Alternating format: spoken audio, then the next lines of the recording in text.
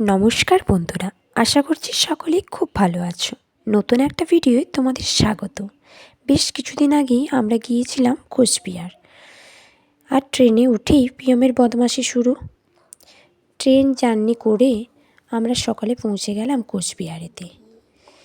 কোচবিহারের হোটেলে পৌঁছেই আমরা ব্রেকফাস্ট সেরে নিলাম। ব্রেকফাস্ট করে নিয়েই ফ্রেশ হয়ে আমরা দুপুরবেলা চলে গেলাম দুপুরের খাবার খেতে।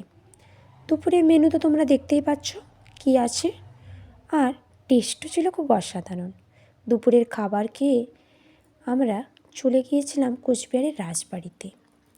চারিদিকের পরিবেশটা একটু তোমরা দেখে নাও। চারিদিকটা খুব সুন্দর লাগছে, আর সামনেই দেখা যাচ্ছে রাজবাড়ি। সবার হাতে ফোন আর সবাই ছবি তুলতে ব্যস্ত। চারিদিকটা ছিল সবুজে সবুজময়। আমরা আগেও এসেছি রাজবাড়ি অনেকবার, তবু ছেলের অনুরোধে আবার এলাম একবার। প্রিয়মও খুব খুশি এখানে এসে। এই দিকটা রাজবাড়ির পিছনের দিক, দেখো কত সুন্দর লাগছে রাজবাড়িটা। ভিডিওটা অনেক দিনের তোলা থাকলেও তোমাদের সাথে শেয়ার করতে ইচ্ছে হলো। আর এদিকে দেখো, বাবা আর ছেলে মিলে সেলফি তোলায় ব্যস্ত।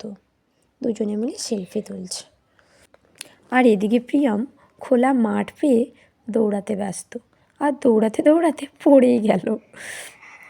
পড়ে গিয়ে আস্তে আস্তে আমার দিকেই ছুটে আসছে ছেলেটা, বেচারা প্রিয়ম। এরপর আমরা রেডি হয়ে গেলাম মেলা দেখতে। আমরা যাচ্ছি এখন মেলা দেখতে, চলো মেলায় দেখা হবে। মেলায় যাওয়ার পথে এই ঠান্ডায় আমরা সবাই মিলে একটু চা খেলাম। চা খেয়েই আমরা মেলার দিকে রওনা দিয়েছিলাম। মেলায় যাওয়ার পথেই দেখতে পেলাম এই বাচ্চা মেয়েটা খেলা দেখাচ্ছে, তাই দাঁড়িয়ে একটু ওর খেলাও দেখে নিলাম। তারপর আমরা চলে গেলাম মেলার দিকে। মেলায় ঢুকেই দেখতে পেলাম শিব পার্বতীকে, আর এই পাশে একজন মহাপুরুষকে। এরপর মন্দিরের ভিতরে প্রবেশ করার জন্য লাইন দিলাম। কি ভীষণ বড় লাইন দেখেছো, যেন সমস্ত কোচবিহারের লোক সব মেলায় উপস্থিত হয়ে গেছে একদিনেই। অনেক কষ্টে ভিতরে প্রবেশ করলাম। এদিকে রাস ঘুরছিল, আর প্রিয়ম বাবার কোলে চেপে রাস ঘোরাতে চলে গেল। এটাই রাসমেলার ঐতিহ্য। এখানে সবাই হাতে ধরে ওইটার চারপাশে প্রদক্ষিণ করছে।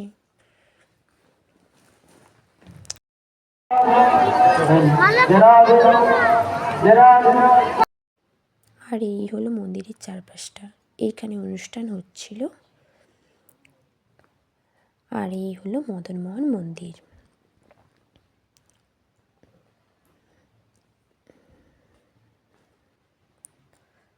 মদনমোহন ঠাকুরের ছবিটা তোমাদের সাথে শেয়ার করতে চেয়েছিলাম, কিন্তু তা ভালোভাবে পারলাম না, কেননা আলোতে ঠাকুর চকচক করছিল, তাই ক্যামেরাতে ভালো ছবি আসছিল না। যতটা পারলাম তোমাদের সাথে শেয়ার করলাম। আর এদিকে কোচবিহারের সবথেকে ক্ষুদে সদস্য থেকে শুরু করে কলেজ পড়ুয়াদের পর্যন্ত এই সমস্ত জিনিস তৈরি করেছে। কি নিখুঁত কাজ। আমরা মেলাতে ঢুকে গিয়েছি, প্রথমেই দেখতে পেলাম ফুচকার স্টল। তারপর মেলার একটা স্টল ঘুরে ঘুরে দেখলাম, আর কিছু কেনাকাটাও করলাম। অনেক বড় মেলা। আর তারপরে দেখতে পেলাম এই পাপড়ি চাটের দোকান, যেখানে প্রিয়ম আর প্রিয়মের বাবা লাইন দিয়েছে পাপড়ি চাটের জন্য। আমরা মেলা থেকে চলে এসেছি, এখন আমরা রুমে। আর প্রিয়ম মেলা থেকে এসেই শুরু করে দিয়েছে। ঠিক আছে, সবাই ভালো থাকবেন, সুস্থ থাকবেন, টাটা। পরে দেখা দেখাচ্ছে।